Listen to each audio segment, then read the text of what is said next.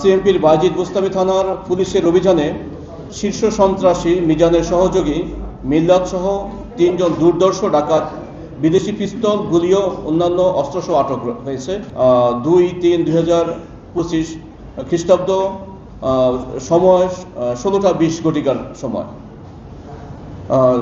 বর্ণিত সময়ে বায়েজিদ বোস্তামি থানার এএসআই সৈয়দ আবুল হাসেন, সঙ্গীয় ASI Mohammad Mezbauddin, constable Alamgir Hossain, driver constable Mohammad Nazrul Islam ও স্পেশাল 34 দিবা এসআই কাজী আবিদ হোসেন সঙ্গীয় ফোর্সসহ এবং ইগল 42 অফিসার মোহাম্মদ আনোয়ার হোসেনের সঙ্গীয় ফোর্সসহ আমাদের বায়েজিদ বোস্তামি থানার অফিসার ইনচার্জ জনাব আরিফুর রহমানের নেতৃত্বে মাদকদ্রব্য উদ্ধার ও ডেভিল হান্ট অভিযান পরিচালনা করা হয়। ওই সময় গোপন সংবাদের ভিত্তিতে আমরা জানতে পারি যে বায়েজিদ বোস্তামি থানার ওয়াজেদি এলাকায় মাদ্রাসার পাশে পরিত্যক্ত ভবনের শীর্ষ সন্ত্রাসী মিজানের সহযোগী মিল্লাত সহ কতিপয় সন্ত্রাসীরা আধিপত্য বিস্তারকে কেন্দ্র করে এবং ডাকাতির প্রস্তুতির জন্য সংঘবদ্ধ হচ্ছিল। উক্ত গোপন সংবাদ পেয়ে দ্রুত আমাদের অফিস ইনচার্জের নেতৃত্বে বর্ণিত অফিসাররা ঘটনাস্থলে উপস্থিত হন এবং উপস্থিত হওয়ার সাথে সাথে ঘটনাস্থল থেকে কুখ্যাত সন্ত্রাসী মিজান পলায়ন করে। বাট আমরা আমাদের আভিযানিক টিম মিজানের সহযোগী 3 জনকে গ্রেপ্তার করতে সম্ভব হয়। এর মধ্যে হলো মোহাম্মদ মিল্লাত হোসেন, মোহাম্মদ আবুল হাসনাত ফাহিম, মোহাম্মদ রুবেল।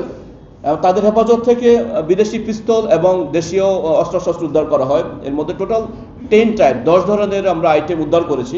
এর মধ্যে রয়েছে বিদেশি পিস্তল রয়েছে 2টা, 9 রাউন্ড পিস্তলের গুলি, 2টি পিস্তলের ম্যাগজিন, 1টি হাসুয়া, 1টি ছুরি, 2টি কেচি, 5টি মোবাইল, 1টি পাওয়ার ব্যাংক, 110 পিস ইয়াবা উদ্ধার করা হয়েছে। একই সাথে 1টি মোটরসাইকেল উদ্ধার করা হয়। আসামিরা বায়েজিদ বোস্তামি থানা এলাকায় ডাকাতি, ছিনতাই, চাঁদাবাজি ও জায়গা দখল এবং আধিপত্য বিস্তার করে দীর্ঘদিন থেকে করে আসতেছিল এবং